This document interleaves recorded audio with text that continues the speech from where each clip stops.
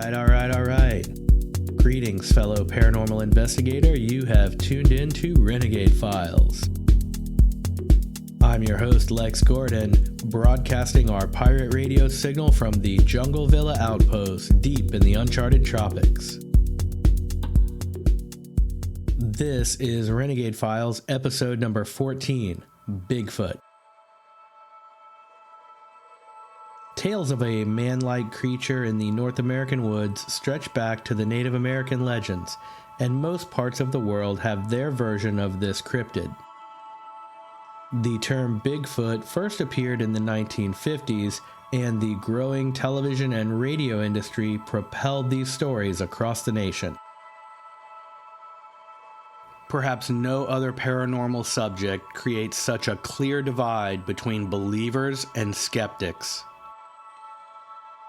The fact that no Bigfoot has ever been caught, killed, or found dead, combined with a centuries-old tradition of stories, tales, and legends surrounding the creature, creates fertile ground for debate, which will last until a creature is captured or definitive proof is offered up.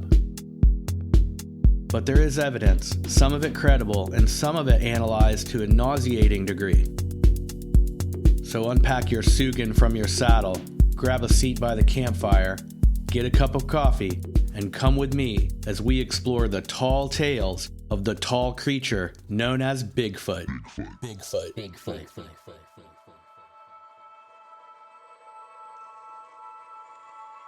When I was a kid, I was fascinated by Bigfoot.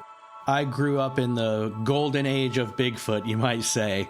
There were shows on TV, and the country was thirsty for some adventure and mystery. Stories of Bigfoot permeated every state. And if you didn't see Bigfoot in the woods, you would definitely see him on t-shirts, hats, and bumper stickers. There was a time where it seemed like Bigfoot was everywhere. He fueled our collective national imagination, connected us back to the land, reminded us of the mysteries of nature, and created some ties back to our Native American cultures, which had been broken in so many ways. The modern popular story of Bigfoot comes to us in a somewhat dubious way, and it all began on a roadway construction site in the remote northwest of California.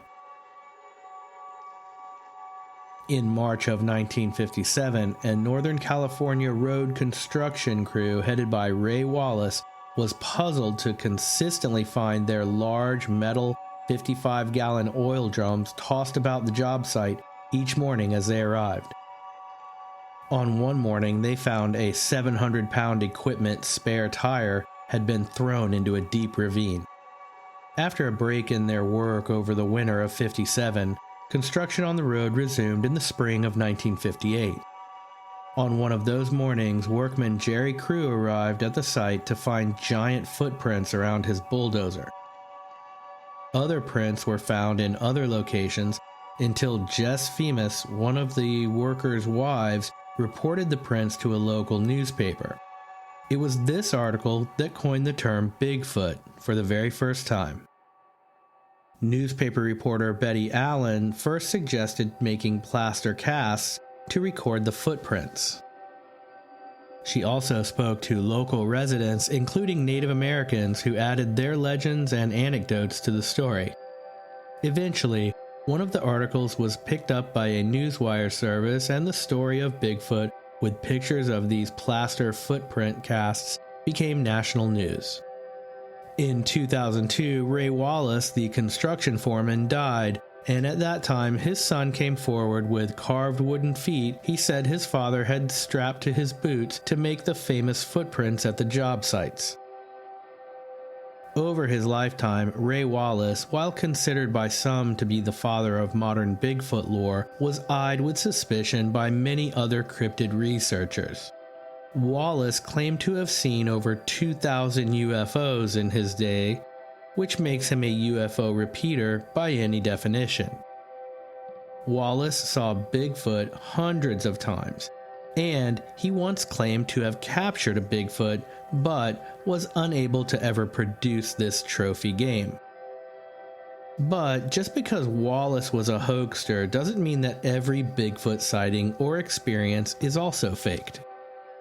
While modern American fascination with Bigfoot may have begun with the Ray Wallace hoaxes and the resulting news reports in the late 1950s, stories of man-like primates living in remote forests have persisted since the ancient legends of the North American native tribes. The Inuit tribe calls the creature the Wendigo, the man-eating evil spirit. Wendigos are said to be a demonic creation resulting from cannibalism, which sounds a lot like the origins of the Skinwalker. For a look into more Skinwalker lore, be sure to check out Renegade Files episode number 11, The Mystery of Skinwalker Ranch. Jack Fiddler was a Cree Indian who claimed to be a Wendigo hunter and is said to have killed over a dozen of these creatures. However, his last Wendigo killing resulted in his arrest and conviction when he was in his 80s in 1907, his victim actually being a Cree woman. Fiddler's defense asserted that the woman was possessed by a Wendigo and would have soon transformed into the man-eating beast. The Hoopa Indians call the creature the Uma, or forest demon. All other tribes in the Pacific Northwest have their version of the Bigfoot, or wild man-like beast. But these legends almost universally describe beings that are much more aggressive and violent than the shy, almost skittish Bigfoot we think of today. As far back as the Vikings, we have encounters that sound like descriptions of Bigfoot. In 986 AD, Leif Erikson described seeing a tall creature covered in hair with large black eyes. This matches the description the Mi'kmaq Indians of eastern Canada have regarding a fearsome ape-like man of the forest. In the Carolinas, as far back as the 1700s, stories were told of large primate monsters up to 8 or 9 feet tall with broad shoulders and long arms. In 1792, naturalist and explorer Jose Mozino was surveying the coast in British Columbia when locals told him of a Bigfoot creature they had seen while hunting in the area. Mozino's descriptions in his expedition diaries are some of the earliest accounts in recorded history of a Bigfoot sighting. The journal was written during a time when the exploration of the Pacific coast was underway by both the Spanish and the English. In his journal, Mozino writes about a creature named the Matalog, which dwelled in the mountains and terrorized the tribespeople. Matalog was described as having a huge monstrous body covered in black bristly hair. The creature's head was said to be similar to a human's but much larger in shape. The animal had strong fangs similar to a bear or a wolf. Its arms were long and it had curved claws on its fingers. It was known to emit a terrible scream. The tribespeople believed that the creature was some type of a demon. Another early account in the same area involved a trapper named Mukalot Harry in 1928. Harry had left the company of his Nootka Indian guides to travel up the Kanuma River in his canoe. At nightfall, Harry made his camp and settled down in front of a campfire. Suddenly, he was lifted off the ground and carried away. Unable to break free from his captor, Harry was carried, wrapped in his own blanket, some 2 to 3 miles away, and at first light he found himself in a horrifying situation. Harry had been abducted and taken to a camp of Matlog, or Bigfoots, where at least 20 of these creatures, both male and female, all of different sizes, were staring at him intently. Off to the side, he spotted a pile of bones and he thought for sure that his day was done. As it turned out, the creatures simply regarded the man as an oddity and watched him through part of the day, but as the day wore on, they became increasingly disinterested in him until he was able to work his way to the edge of the camp and then run for it. He ran for 45 miles non-stop. He made his way back to the village where he was found by a Catholic missionary. It took him 3 weeks to recover, and at first he refused to even speak of the incident. Finally, he relayed his story to the priest, which is how we know of it today. This story is very interesting because it's one of those few accounts that report someone seeing multiple Bigfoot creatures. In fact, an entire tribe of them, all different ages, all living together. That's unusual. And it kind of addresses one of those things that's always stuck in my mind. If there is a Bigfoot, would there not have to be families of Bigfoots? Young rebellious teenagers sneaking down to the edge of town? Grown-ups, old ones that die? There just seems to be no physical evidence, but then again, we are talking about a very big, wide open world, even when we're just referring to the Pacific Northwest. In Washington state alone, there are millions of acres of wild terrain that are covered in dense forest. It is by far a wild country. There could be many animals living there, and we may never know some of them. The one-time president of the American Board of Forensic Anthropology, G.W. Gill, has said, quote, "Either the most complex and sophisticated hoax in the history of anthropology has continued for centuries without being exposed, or the most man-like and largest non-human primate on Earth has managed to survive in parts of North America and remains undiscovered by modern science." That's a pretty interesting quote, because it drills the whole Bigfoot phenomenon down to an either-or situation.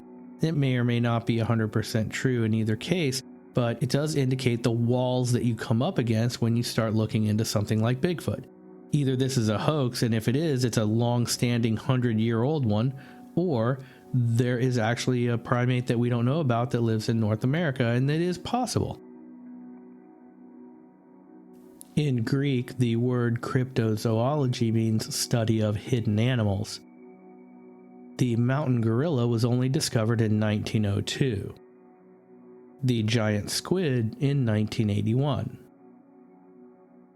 Every year, almost 20,000 new species are described by the world's scientists. Scientist and explorer John Hart, in 2007, first described what locals call the Lesula monkey in the Democratic Republic of the Congo. Their existence was confirmed in 2008 when tribes of the monkeys were discovered in the wild, and they are beautiful, with golden ticked fur around their face and piercing human-like eyes. No, they're not 8 feet tall and as large as a Bigfoot, but it does make a point that new species are discovered all the time, and an animal as large as a Bigfoot could easily hide in the Pacific Northwest. The majority of mainstream scientists have historically and continue to discount the evidence of Bigfoot, considering it to be a general combination of folklore, misidentification, and hoaxes.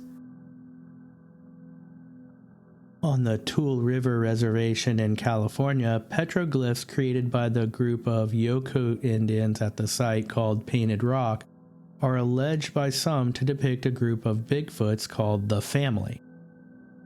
The local tribespeople call the largest of the glyphs Hairy Man, and the petroglyphs are estimated to be between 500 and 1,000 years old. About 1/3 of all Bigfoot sightings happen in the Pacific Northwest, with the remaining reports spread out through the rest of North America. A story from 1924, referred to as the Battle of Ape Canyon, tells us of miners being attacked in their cabin by large hairy ape men that threw rocks onto the cabin roof from a nearby cliff after one of the miners shot a Bigfoot with a rifle. The men at the mining camp fought the creatures off for days. Eventually, the attack subsided and the men retreated. And in a story straight out of some twisted Scooby-Doo episode, we hear a tale of Bigfoots harassing and killing people within the Emerald Triangle region of the marijuana growing areas in California in the 1970s through the 1990s, specifically an alleged murder of 3 migrant workers in 1993. Investigative journalist David Holthouse attributes these stories to the illegal drug operations using the local Bigfoot lore to scare away any competition, specifically superstitious immigrants, and that the high rate of murder and missing persons in the area is attributed much more to human actions than any Bigfoots. And I would have gotten away with it too if it wasn't for that pesky investigative journalist. Other stories of the Northern California Bigfoot come to us from the gold miners of the 1849 gold rush. Many of the old miner 49ers reported seeing giant man-like creatures covered in hair who left 17-inch tracks in the wet sands along the creek sides where they panned for gold. One of the most interesting stories took place in July of 1884. The story goes that a group of railroad workers captured a young Bigfoot along the Fraser River on the outskirts of Yale, British Columbia. The creature was injured by a passing train, then captured by the workers, who kept the ape-like teenager and nicknamed it Jacko. Jacko was just under 5 feet tall, he had long arms, and was extremely strong. All traces of the creature eventually vanished, and although hundreds of witnesses were said to have seen Jacko where he was kept in a local jail, the account has been called everything from a hoax to a runaway, and we'll probably never know. Some explanations for Bigfoot sightings include the obvious, like bears. American black bears, which are the animal probably most often mistaken as a Bigfoot, have been observed and recorded walking upright. Often, this is the result of an injury, and sometimes they will stand up to get a better view of the terrain around them. When bears walk at a certain pace, their back foot will land at the back of their front footprint, making the footprint appear twice as long as it actually is. This formation of prints also mimics a two-legged creature, because for every footfall of each 4 feet, only 2 prints are left. A little bit of erosion to wear away the pointed claws can make the front of the foot look more like toes, and these prints may very often be mistaken for a Bigfoot walking on 2 feet upright, rather than a bear walking on 4 feet prone. An upright adult black bear stands roughly 5 to 7 feet tall, and a grizzly bear stands roughly 8 to 9 feet tall, both within the range of Bigfoot reports. Some have proposed that sightings of Bigfoot may simply be people observing and misidentifying known great apes, such as chimpanzees, gorillas, or orangutans, that have escaped from captivity, such as zoos or private owners. This explanation is often proposed in relation to the Florida skunk ape, as many argue that the subtropical climate of the southeastern United States could potentially support a population of escaped apes. Bigfoot proponents Grover Krantz and Jeffrey Bourne both believe that Bigfoot could be a relic population of the thought to be extinct ape species Gigantopithecus. According to Bourne, Gigantopithecus may have followed the many other species of animals that migrated across the Bering Land Bridge to the Americas. However, no Gigantopithecus fossils have been found in the Americas. In Asia, the only recovered fossils have been of mandibles and teeth, leaving uncertainty about Gigantopithecus's locomotion. Krantz has argued that Gigantopithecus blacki could have been bipedal based on his extrapolation from the shape of its mandible. However, the relevant part of the mandible is not present in any fossils. The more popular view is that Gigantopithecus was quadrupedal, and its enormous size would have made it difficult for it to adopt to a bipedal gait. Primatologist John R. Napier and anthropologist Gordon Strassenberg have suggested a species of Paranthropus as a possible candidate for Bigfoot's identity, such as Paranthropus robustus, which is a gorilla-like crested skull and bipedal giant, despite the fact that fossils of Paranthropus are found only in Africa. Perhaps the most well-known evidence for Bigfoot is the Patterson-Gimlin film, which is a film recorded by Roger Patterson and Robert Gimlin on October 20th, 1967.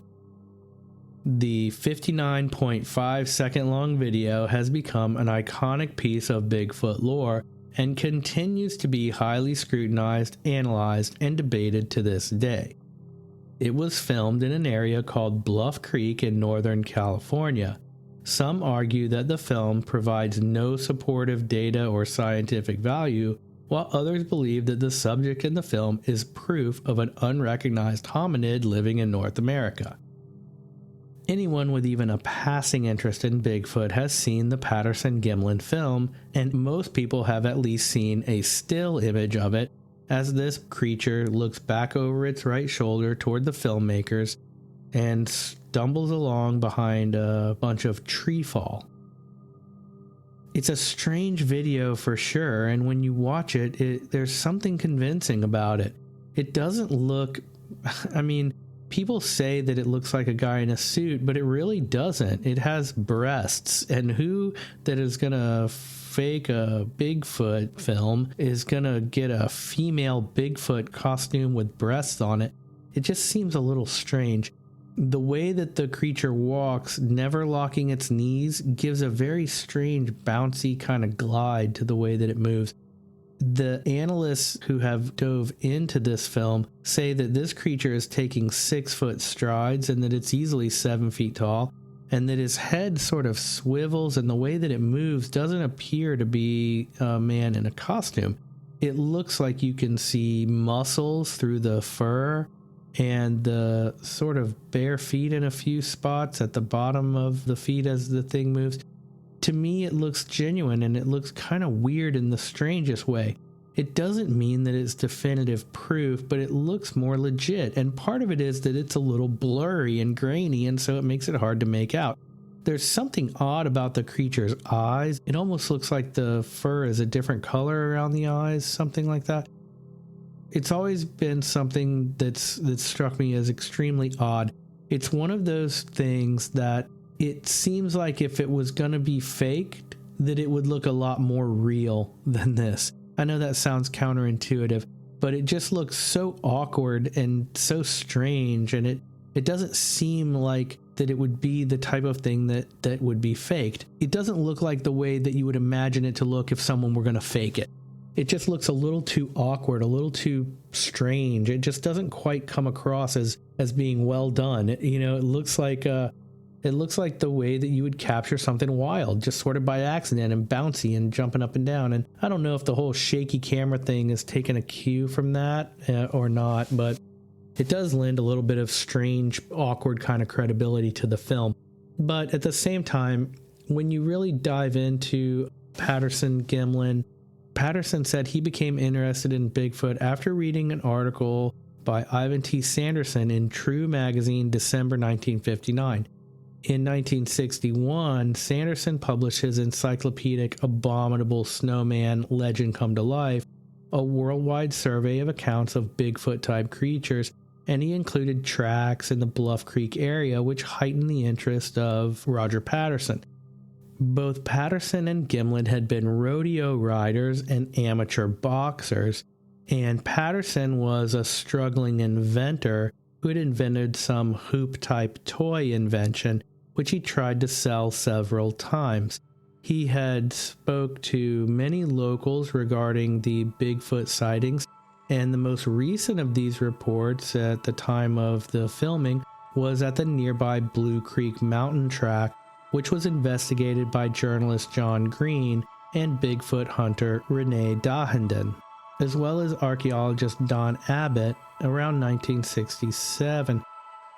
As the story goes, early in the afternoon of Friday, October 20th, 1967, Patterson and Gimlin were riding generally northeast or upstream on horseback along the east bank of Bluff Creek. At some time between 1 and 2 p.m., they came to an overturned tree with a large root system at a turn in the creek.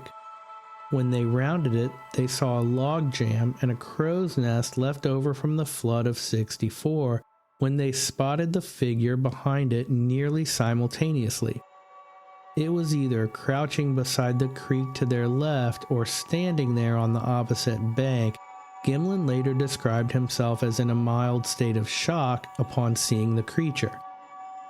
Patterson initially estimated its height at 6.5 feet tall, maybe 7 feet, and later raised his estimate to 7.5 feet. Some later analysts, anthropologist Grover Krantz among them, have suggested Patterson's later estimate was about 1 foot too tall, and Gimlin's estimate was about 6 feet closer to the mark. The film shows what Patterson and Gimlin claimed was a large, hairy, bipedal, ape-like figure with short, silvery brown or dark reddish-brown hair covering most of its body, including its prominent breasts. The figure in the film generally matches the descriptions of Bigfoot given by others who have seen it, especially in this area. Patterson estimated he was about 25 feet away from the creature at his closest. Patterson said that the horse reared up upon seeing the creature, and Patterson spent a few seconds to get out of the saddle and control the horse, then get around to the other side, bringing his filming camera from the saddlebag before he could run toward the figure while operating the camera. He yelled, "Cover me," to Gimlin, meaning to get the gun out. Gimlin crossed the creek on horseback after Patterson had run beyond it. The figure walked away from them to a distance about 120 feet before Patterson began to run after it. The resulting film is about a minute long and 16 frames per second. It's initially quite shaky until Patterson got about 80 feet from the figure. At that point, the figure glanced over its right shoulder and Patterson fell to his knees. This corresponds to frame 264. Patterson later told researcher John Green that the creature's expression was one of contempt and disgust. You know how it is when the umpire tells you one more word and you're out of the game? That's the way it felt the creature was looking at us. Shortly after this point, the steady middle portion of the film begins, containing the famous look-back frame of 352. Patterson said it turned a total of, I think, 3 times. The other times, therefore, being before the filming began and or while he was running with his finger off the trigger. Shortly after glancing over his shoulder on the film, the creature disappeared behind a grove of trees for 14 seconds, then reappeared in the film's final 15 seconds after Patterson moved 10 feet to a better vantage point, fading into the trees again and being lost to view at a distance of 265 feet. The creature vanishes and the reel of film runs out. Gimlin remounted and followed the creature on horseback, keeping his distance until it disappeared around a bend in the road 300 yards away. Patterson called back to him at that point, feeling vulnerable on foot without a rifle because he feared the creature's mate might approach. The entire encounter had lasted less than 2 minutes. Gimlin and Patterson rounded up Patterson's horse, which had run off in the opposite direction before the filming began. Patterson got his second roll of film from his saddlebag and filmed the tracks. The men tracked the creature for between 1 and 3 miles, but lost it in heavy undergrowth. They went to their campsite 3 miles south, picked up plaster, returned to the site, measured the creature's step length, and made 2 plaster casts, one each of the best quality right and left footprints. Now, there has been some discussion about the ability to process the film. Apparently it was Kodachrome 2 movie film, and that there were only a few West Coast labs known to possess the $60,000 equipment to develop such film, and that none of them did work over the weekend, although Patterson's brother-in-law, Al DeAtley, says he doesn't remember where he took the film for development or from which place he picked it up. Critics claim that too much happened between the filming at 1:15 at the earliest and the filmmaker's arrival at Willow Creek at 6:30 p.m. at the latest, and wrote that they would have not been able to get the film developed before the weekend ensued, when none of those places would have been open for doing the job. People who defend the film say that although this may have been a tight time frame, it could have been done. Other criticisms of the film and the men's claim center around the horses. Chris Murphy wrote that he had confirmed with Bob Gimlin that Patterson rode a small quarter horse which he owned, and not his Welsh pony Peanuts. Also that Patterson had arranged to borrow a horse by the name of Chico from Bob Hieronymus for Gimlin to use. Gimlin did not have a horse that was suitable or old enough for the expedition, and Hieronymus stated that Chico, a middle-aged gelding, wouldn't jump or buck, as was claimed by Patterson. Researcher Grover Krantz writes that Patterson had the film developed as soon as possible, and at first he thought he had brought in proof of Bigfoot's existence and he truly expected the scientific community to be amazed, but only a few scientists were willing to even look at the film. Usually, these showings were at scientific organizations, and they were arranged at the behest of zoologist, author, and media figure Ivan Sanderson, a supporter of the Patterson film. Showings of the film occurred in Vancouver, New York, Washington, D.C., Atlanta, and later in Oregon, and most scientists expressed various reservations, although some said they were intrigued by it. Patterson made a deal with the BBC, allowing the use of his footage in a docudrama made in return for letting him tour with their docudrama, into which he melded material from his own documentary and additional material he and Al Diatley had filmed. The film was shown in local movie houses around the Pacific Northwest and Midwest, and it is estimated that Patterson made about $75,000 from the venture. The touring film generated enough publicity to allow Patterson to appear on some popular television shows, such as Merv Griffin, Joey Bishop, and The Tonight Show with Johnny Carson. Articles about the film appeared in Argosy Magazine, National Wildlife Magazine, and Reader's Digest. Throughout 1968, Patterson toured with his film and appeared on local radio and TV shows wherever the film was played. Patterson eventually sold overlapping distribution rights for the film to several different parties, which resulted in costly legal entanglements.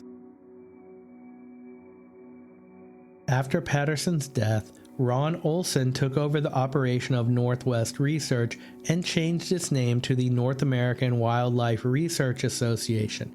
He worked full-time compiling reports, soliciting volunteers, and organizing several small expeditions to search for Bigfoot. One Bigfoot trap Olson and his crew built still survives. Olson continued to lobby the company to produce a Bigfoot film. In 1974, A&E finally agreed, and it was released in 1975, entitled Bigfoot, Man or Beast. It is a glorious piece of 1970s filmmaking. It features the 16mm film footage from the Patterson-Gimlin film, and it also has Bigfoot researchers John Green, Fred Beck, and a very sincere Robert Morgan, who go into the field to search and follow clues looking for Bigfoot. I'll post the video so that you can watch it in the Dark Intel Files on Patreon. The Renegade Files Patreon page is available through a link in the show notes and from a link on our website. I have tons of cool stuff there for you. If you want to help the show stay free and ad-free, you can give us a little bit of money on Patreon, and for that, you get tons of extra content, behind-the-scenes footage, cool videos, bonus audio, and neat things that I've found like files of my bizarre internet finds, Freedom of Information documents regarding some of the cases. Every episode has a Dark Intel Files post on Patreon, so you get all the deep research, film, videos, and information that I've collected in process of doing the episode research. So it's always free to check out Patreon. Go look at it and see what you think, and I'll see you in there. Thanks. Another cool site I'll link to in the Dark Intel Files is the Bigfoot Field Research Organization, or BFRO, which was founded in 1995 and is claimed to be the only scientific research organization exploring the Bigfoot Sasquatch mystery. It has recently added reports, sightings by region, pre-Columbian early American legends, sound recordings. There's a link that you can report a sighting. It has classic Bigfoot and Sasquatch documentaries there you can watch. It has an article on the Patterson-Gimlin film, whether it's a hoax or not. It has a list of 1970s documentaries on YouTube. And I'm going to read just a little bit from the homepage, which describes what are the undisputed facts about the Sasquatch mystery.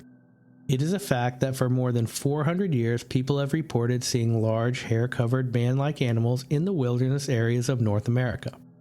It is a fact that these sightings of these animals continue today. Real or not, these reports are often made by people of unimpeachable character. For over 70 years, people have been finding, photographing, and casting sets of very large human-shaped tracks. Most are discovered by chance in remote areas. These tracks continue to be found to this day. The cultural histories of many Native American and First Nation peoples include stories and beliefs about non-human, wild men. Many of these descriptions bear a striking resemblance to the hairy man-like creatures reported today. These are just some of the facts. There is, however, much disagreement as to what these facts mean. To many, these facts taken together suggest the presence of an animal, probably a primate, that exists today in a very low population density. If true, this species, having likely evolved alongside humans, became astonishingly adept at avoiding human contact through a process of natural selection. To others, these same facts point to a cultural phenomenon kept alive today through a combination of misidentification of known animals, wishful thinking, and the deliberate fabrication of evidence.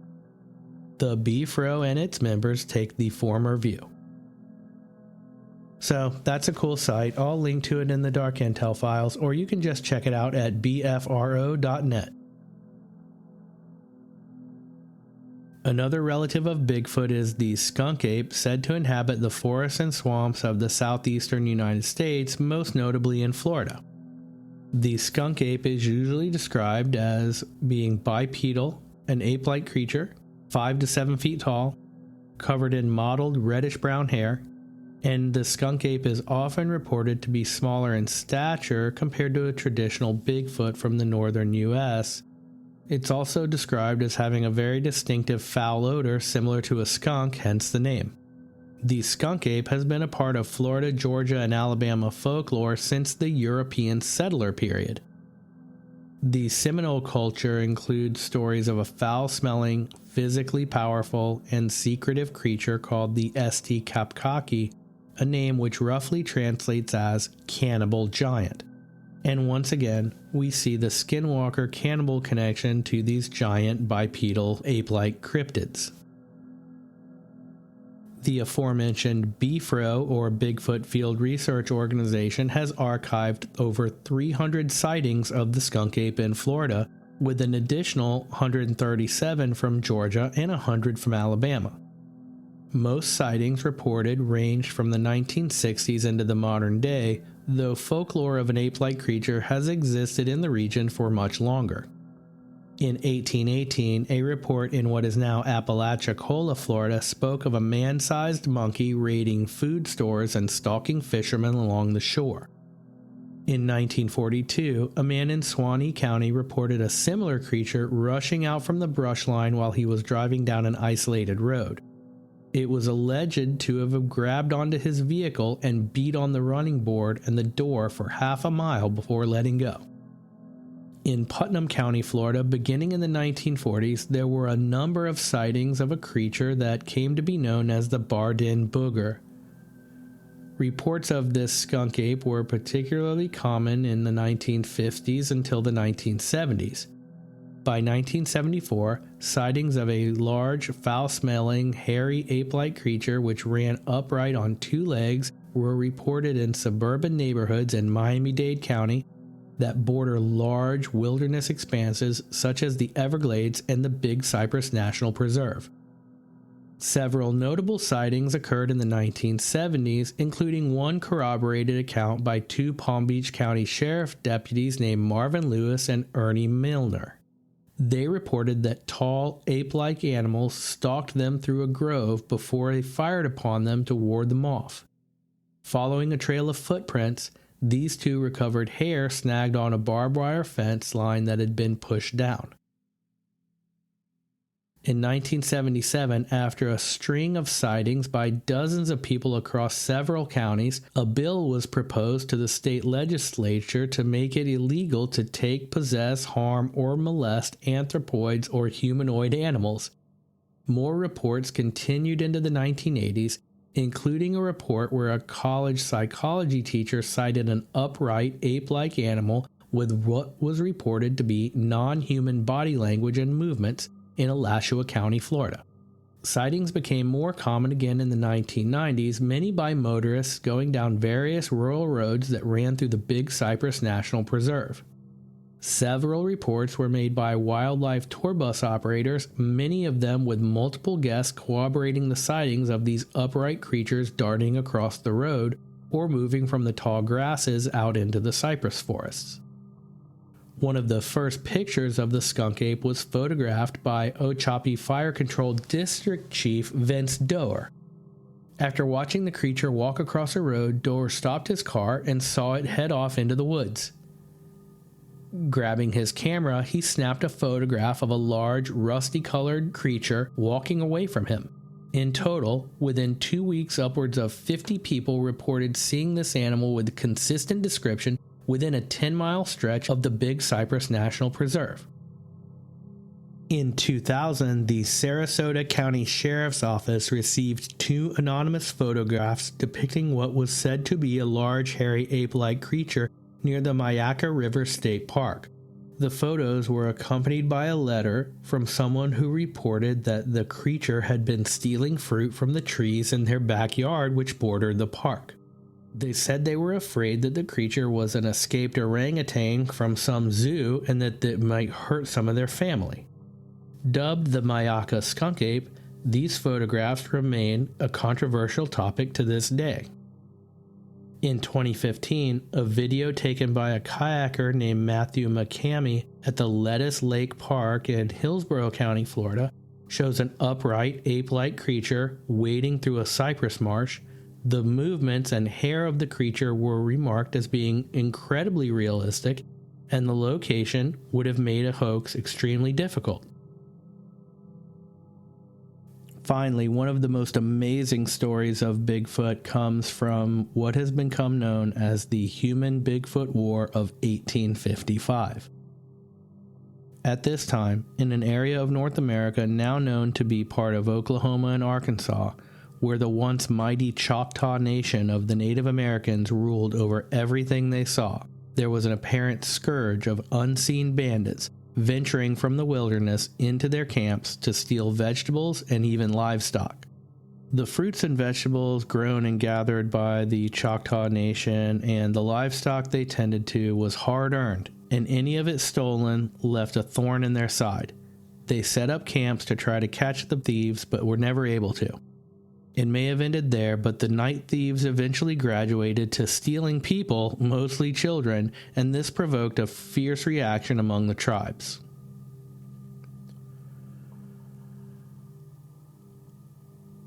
The tribes formed a posse, some of their biggest, strongest warriors and best horsemen. 30 of them left one night on horseback and headed out into the Choctaw Nation, led by half-Choctaw General Joshua LaFleur. Their mission was to find the thieves and put an end to their plundering. They headed out into the dark wilderness on horseback in the early morning hours. Leaving their tribal capital, Tusculoma, they were fully armed with high-powered rifles and pistols, and this menacing group no doubt believed that this would be a simple matter of finding a bunch of country rubes and routing them out. They rode slowly for 8 hours nonstop, into the next day, through the blazing summer sun. Finally, they stopped at a location near the Clove River to rest and eat before continuing for the rest of their day's journey. The next day, they rode for about 14 hours to a location where scouts had said the bandits seemed to be the most active. It was at this spot that LaFleur gave the order to suddenly halt. Through his telescope, he peered off into the great distance. The general said he could see something moving ahead, but he was not sure that it was the enemy.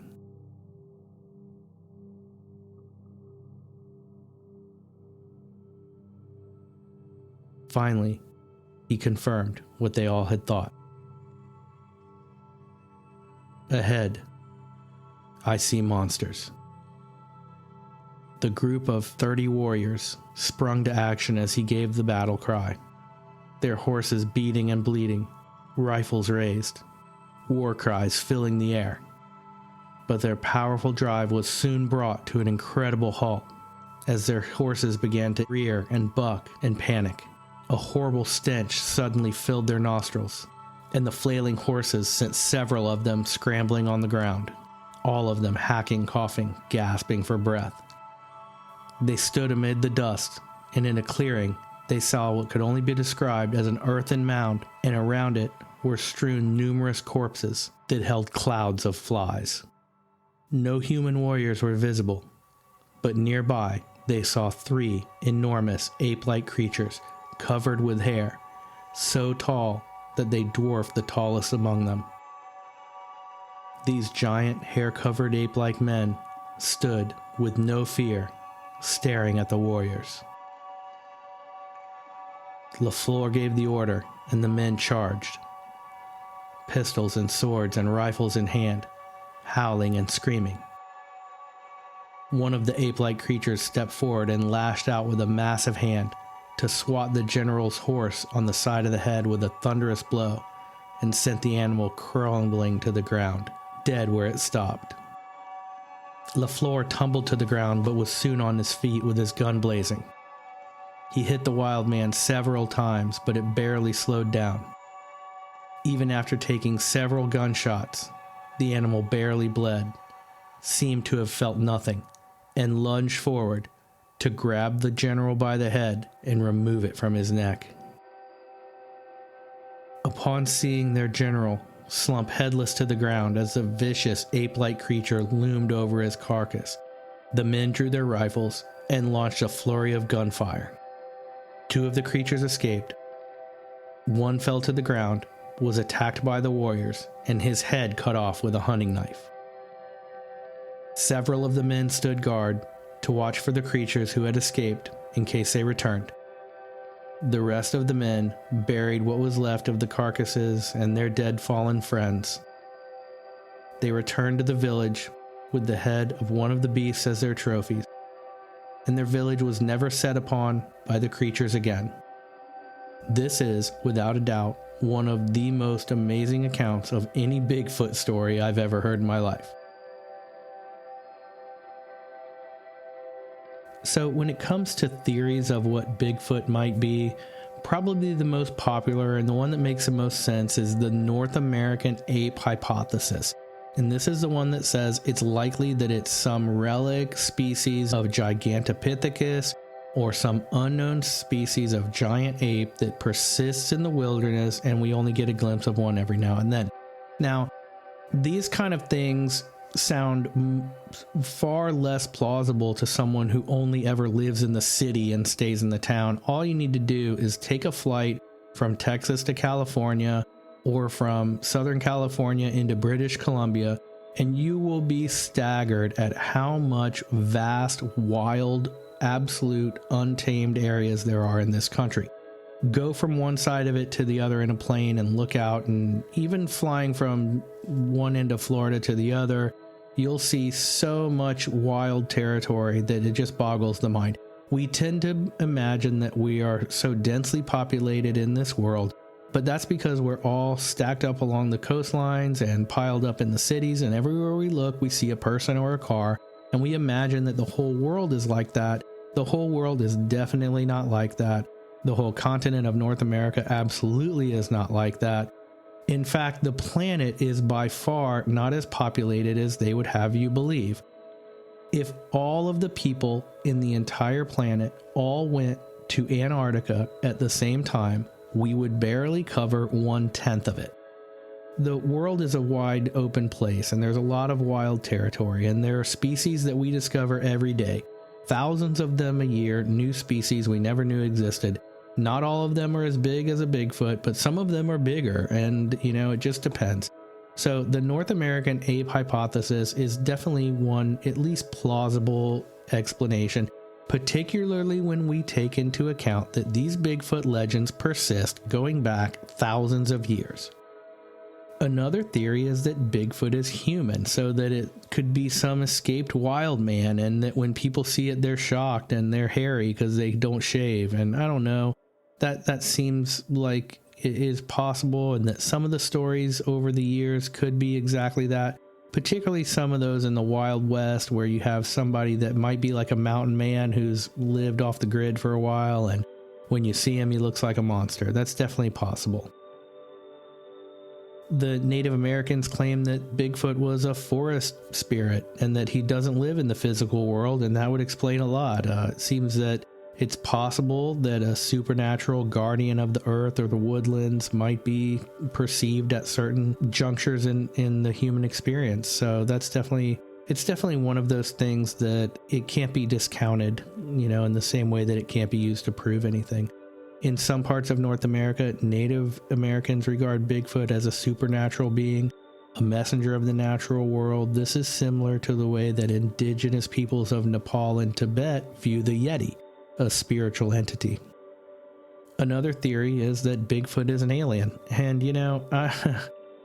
I remember being a kid and watching $6 Million Man, one of my favorite shows, to reveal my age.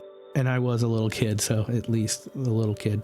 But there was an episode when $6 Million Man sort of jumped the shark, and they had Bigfoot show up on there, and $6 Million Man chased him around through the woods of California. And in the end, Bigfoot hopped on a spaceship and flew off. And as a kid, I was like, what the heck? This is ridiculous. I even thought so as a kid, and I'm not sure about the Bigfoot alien theory. So some people believe Bigfoot may be an alien species. He's dropped off here by visitors from another world, and that would explain why we never find any babies or families and that we see them one at a time. It is true that there's a correlation between increases in Bigfoot sightings and increases in UFO sightings. That doesn't necessarily mean that UFOs are dropping Bigfoots off, but it is interesting that the two things kind of collide every now and then. Another avenue of this theory that I heard someone mention was that these Bigfoot type creatures could be dropped off by the aliens to run around here and do their thing and then be collected later to analyze their biocomposition or whatever. And if you were going to do that, the best creature to kind of pull it off with would be some big, don't mess with me, apex predator mammal, right? I don't know. It just seems like that's grasping for straws.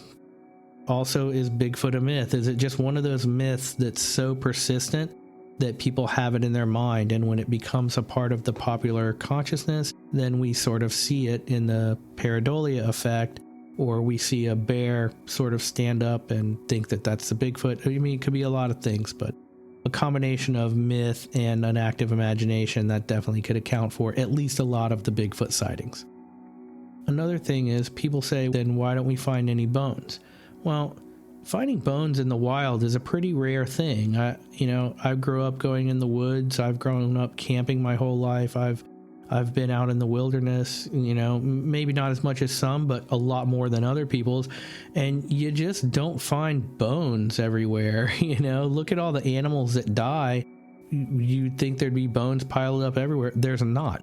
Those bones are a source of calcium. They're eaten by rodents. They're eaten by scavengers, raccoons, birds. They're broken down and they go back into the earth and they become buried with leaves and they decompose. And there's deer, there's bobcats, there's raccoons. Why don't we find those bones strewn all over the place?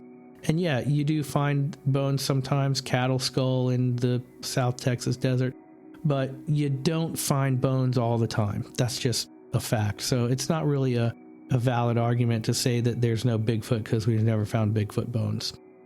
I know I've said it before, but as recently as 2017, a new great ape species was found in, I think, Sumatra. A colony of 800 orangutans that were isolated individuals and a completely different species, frizzier hair, different color, different facial features, and just a totally new species, or at least strain of orangutans in Indonesia. And as recently as 2004, a giant species of ape was discovered once again in the Congo, said to be up to 6 feet tall, and local villagers say that they are ferocious and even capable of killing lions. The discovery baffled scientists, and they were only able to come up with 3 controversial possibilities to explain the origin of these new mysterious, giant, very strong, very aggressive apes. 1, they're a new species of ape. 2, they're giant chimpanzees, much larger than any other chimpanzee, but they behave like gorillas. Or 3, they could be hybrids, the product of gorillas mating with chimpanzees. So once again, a new species of primate discovered in an area where people have been exploring for decades. In the end, Bigfoot is one of those stories that persists. It's been around for ages. We have Native American tribes who all have stories of ape-like creatures living wild in the woods. We have other cultures who have stories of their versions of the Bigfoot. And it's one of those things that's just not likely to go away, even though we don't ever seem to find the proof of it. I remember talking to my nephew one time when he was a kid, and he loved Bigfoot, and he loved the Bigfoot TV shows. And my nephew was watching one, and I came in, and I said, what Bigfoot show are you watching? And my brother, who was there, my nephew's dad, says, the same Bigfoot show you've seen 100 times since you were a kid. And we both kind of laughed because that's exactly right. They're these long drawn out shows that hint at some discovery but never really reveal anything. And it's because the mystery of Bigfoot remains a mystery. I mean, when it comes right down to it, what do I think? What do I think personally? Well, I tend to fall into the camp that I do believe this is a big world, and there are a lot of wild areas, far more remote and wild than people who never go out in the woods imagine. At the same time, in order for there to be a legitimate colony and a species of giant ape in the woods, there would have to be generations of them. There would have to be a breeding population. There would have to be plenty of them. There couldn't just be one. So that lends itself to a long list of problems when you just can't find any of them, but it doesn't mean that it's impossible that you can't find any of them and that they could be there. There's a few other things. Large primates typically don't live in cold areas because they require a lot of food and they require a lot of energy. They need fresh running water. They need protein. They need carbohydrates. And you don't have a lot of that in the pinewood forest. Go into the pinewood forest in the northwest of America and find a carbohydrate. I mean, you have to eat a lot of pine cones to get enough nuts there's not a lot of broadleaf veggies up there. There's not a lot of roots. There are berries and there are certain things, but there's not a dense amount of nutrition in those pinewood forests. Doesn't mean that there isn't any. There is. But to sustain a population of not only apes, but gigantic 8-9 foot tall apes, you're going to have some food, So it doesn't mean that I don't believe it. It's just that it strains, my imagination to wonder exactly what's going on here. These are stories that by and large are anecdotal. Someone saw something. Someone heard something. Someone saw a footprint that could be a lot of things. I mean, it's not conclusive and it's not damning. It's just sort of, it's just vague information that we hear. And when we talk about people that go out to research Bigfoot or go look for Bigfoot, it's a bunch of guys making more racket than anything you've ever seen. They're hooting and hollering and they're driving four-wheelers and they're hooking up drones and they're making as much noise. If you've ever been out in the woods and heard somebody camping a few miles away, you can hear every word they say. And any Sasquatch worth his salt is going to be 100 miles away by the time these jack wagons come rolling up the trail with all the racket they make in the process of looking for a Bigfoot. I heard someone suggest that, what are we in the 4th or 5th season of Bigfoot Hunters or whatever on the Discovery Channel? How much does it cost to produce one of those episodes? $2 million easily. So that would be $18 million or something that we're at as far as paying for this show so far. That could buy a lot of trail cameras. That could buy a lot of, motion activated camouflage battery powered cameras we could put. It just seems that there would be other ways. Is the TV show made activated, or is the TV show made to sell t-shirts and advertising, right? If you were really going to use those resources to find Bigfoot, we've got drones, we've got tons of cameras, we've got digital equipment and recording. And I think that in the final analysis, if you're really going to capture an elusive, unknown, as yet undiscovered species, you're going to have to do it in some stealthy kind of way like that. A hidden camera, an array of cameras, some version of motion video or something like that. Not a bunch of guys on, Suzuki four-wheelers in headbands driving through the woods making howling noises. So I think that it's possible. I think it's interesting. I think it's an enduring legend for a reason. I've loved Bigfoot, and I've loved the idea of Bigfoot since I was a kid. I've been out in the woods enough in my life to know that this is a wild, big world and that there's plenty of room. There's far more open territory in this country than we tend to imagine, because we're all sort of stacked up in the cities and along the coastlines, and we're told all the time that the world's overpopulated. But that's people with an agenda trying to sell you something, telling you that, yes, of course we're populated, but there's also a lot of room here. I think it's interesting. I think it's a cool topic. It's one that I had fun researching. I hope you liked listening to it. This was a little more of an informal type of an episode. I didn't break it down into chapters, and I didn't have a big reveal or a big controversy. It's just that there's a lot of stories here. This could be several episodes, and we'll do more about cryptids, and we'll do more about some specific mysterious monster type things in the future. I just wanted to dive into this subject. I wanted to go down and dirty and tell you some stories about Bigfoot and see about what's out there and find out what we think. So I think it's a mystery. I think it's still a mystery. I'm open to the idea.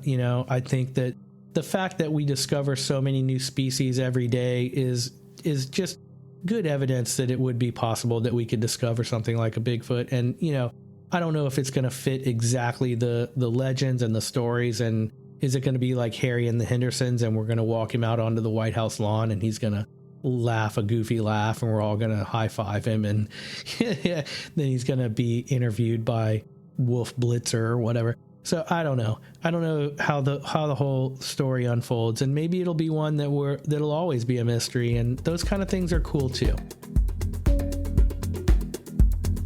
So thanks a lot for coming along on this sort of informal jaunt into the world of Bigfoot. Hope you had some fun. Hope you learned something. And I can't wait to see you next time when we get to do it again. I'm your host, Lex Gordon. Stay wild, rebel child.